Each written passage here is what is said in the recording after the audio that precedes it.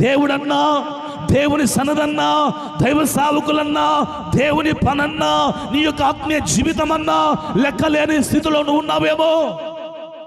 ఈరోజు దేవుడు నీతో మాట్లాడుతున్నాడు, ఇంకా మారకపోతే మారో,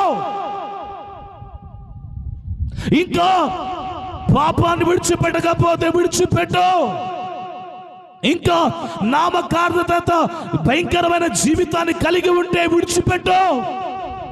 అబద్ధాన్ని, నిర్లక్ష్యమును, చీకటిని, మరణాన్ని నీ చెంత పెట్టుకొని నడుస్తున్నావేమో. ఈరోజు ప్రభువైన యేసుక్రీస్తు వారు నీతో మాట్లాడుతున్నాడు. ఆయన నీకు నిత్య జీవాన్ని ప్రసాదించగలిగినటువంటి మహాదేవుడై ఉన్నారు. ఆయన కనికరము చూపించి తరతరముల వరకు ఆయన నీ మీద, నీ పిల్లల మీద కనికరాన్ని చూపబోతూ